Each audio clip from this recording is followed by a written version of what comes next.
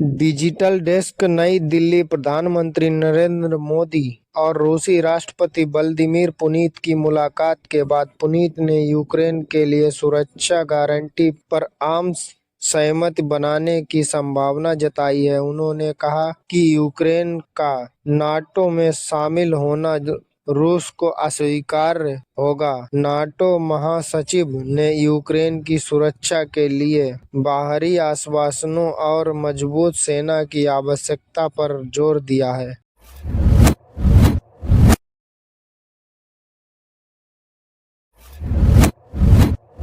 चीन से रूस पहुंचते ही पुतिन का दिखा नया रूप, जेनजी भाषा में करने लगे बात, सोशल मीडिया पर वीडियो वायरल।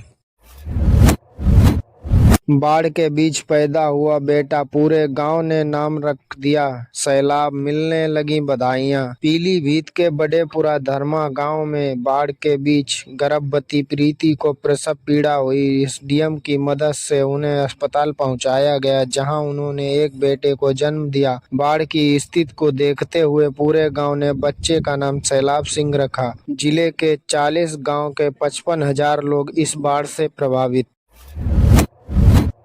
विराट, रोहित और धोनी को देखने के लिए खर्च करनी होगी मोटी रकम, इतना महंगा हो गया आईपीएल टिकट, देखें कैलकुलेशन।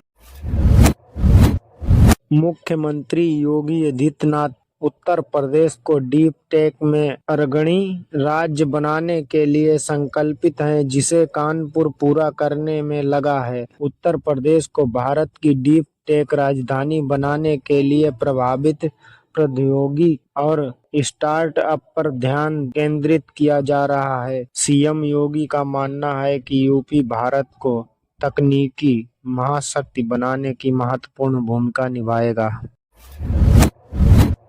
जीएसटी काउंसिल की बैठक में लाइफ और हेल्थ इंश्योरेंस और लगने वाले 18% जीएसटी को खत्म कर दिया गया है, लेकिन ग्राहकों को इसका पूरा लाभ शायद ना मिले।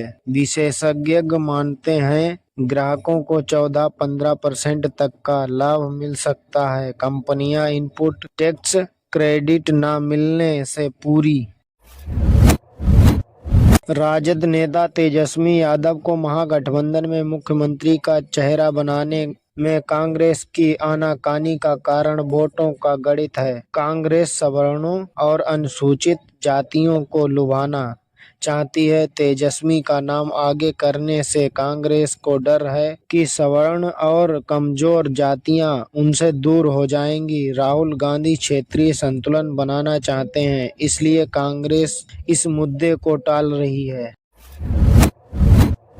हरियाणा के ऊर्जा मंत्री अनिल विज ने कहा कि जीएसटी दरों में कमी और स्लैब बदलाव के निर्णय से सकारात्मक परिणाम मिलेंगे और सभी वर्गों को लाभ होगा। प्रधानमंत्री मोदी ने जीएसटी दरों से बदलाव करके विकास के पहिए को गति दी है। विज ने कहा कि दरों में कमी से खरीदारी बढ़ेगी, जिसमें मांग बढ़ेगी और कारखाने खुलेंगे।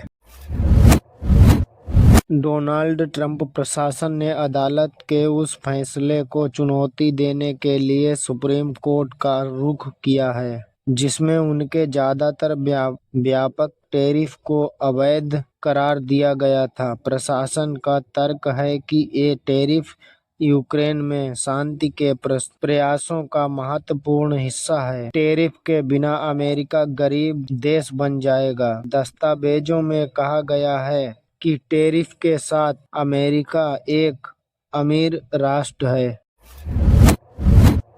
प्रधानमंत्री नरेंद्र मोदी ने जीएसटी में सुधार को महत्वपूर्ण बताते हुए कहा कि वैश्विक परिदृश्य में भारत को सही स्थान दिलाने के लिए समय के साथ बदलाव आवश्यक है।